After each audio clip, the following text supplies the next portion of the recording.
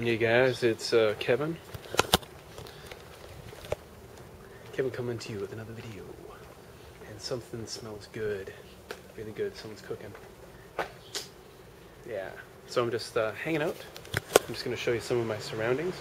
Hanging out, walking around. Oh, there's a dead end. I thought I could walk through here. Oh, maybe I can.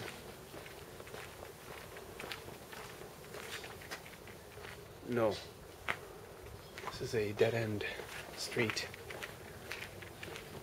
So I'm chilling out, walking around on a break.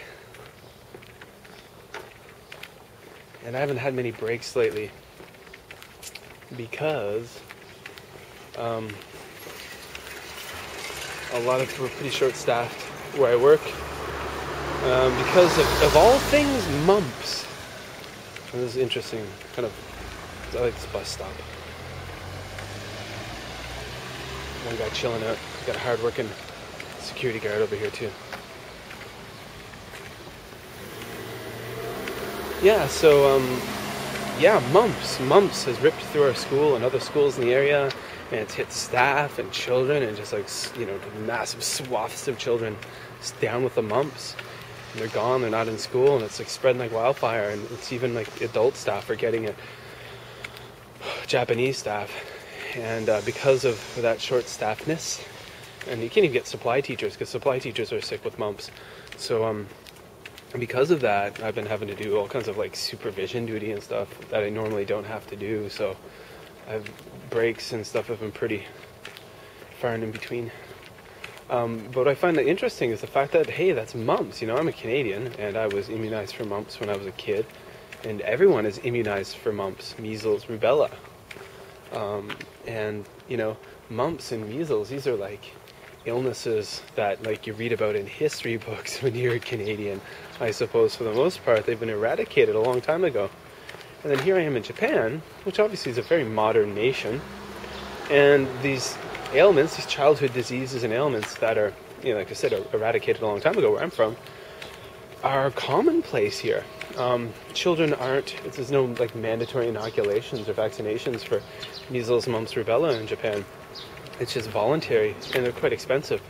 So most folks aren't inoculated, which is just kind of crazy, in my opinion. I find that kind of nuts. I'm really surprised. But it's really interesting, when you do live in another country, another culture, like Japan, for example. These are so many differences, more than you can count. But it's interesting that some things that you take for granted, you just assume, okay, this is a modern nation, it's a first world nation, one of the biggest economies in the world, a G7 economy. Of course, these kind of childhood ailments aren't around anymore. These are eradicated here too, but no, they're quite prevalent. So it's interesting. It's kind of scary too if you're a man to get mumps, because long story short, it can render you sterile, apparently, if the glands around your nads swell up too much. So if you're an adult male to get it, it's pretty scary. I'm just hoping those inoculations I had as a child will work. I'm sure they'll be fine. But yeah. So there you go. I assume, is it in the States? If you live in the States, are there do they have mandatory inoculations for measles, mumps, rubella? I would assume as much. I assume usually things that, kind of the way we do things in Canada are always kind of on course with the way things are done in the States. But measles, there's another one, measles. Sometimes some of our students have gotten measles, which is, again, crazy, in my opinion.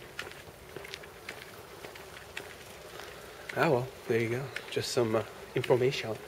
And a bit of a visual tour of a very quiet neighborhood in Japanland.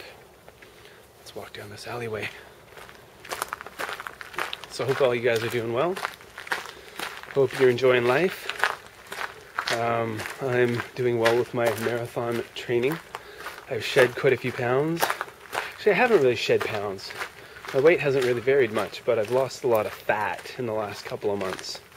I guess my legs have just, the running muscle in my legs have compensated and kind of made for the weight not changing.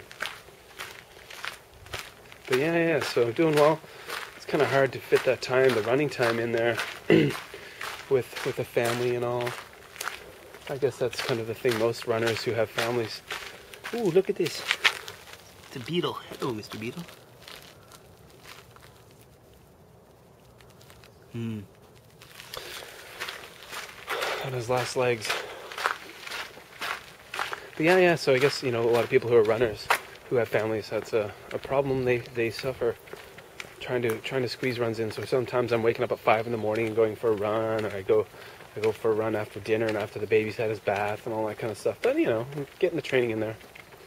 So I'm thinking this marathon on November 7th, I'm just kind of shooting for a similar time to the Tokyo Marathon, maybe 4 hours, 20 minutes or so. And then the one I'm running at the end of December, I'm gunning for a sub 4, so 3 hours, 59 minutes would make me happy. Alright guys, enough about the running and stuff. Take care. Have a wonderful day.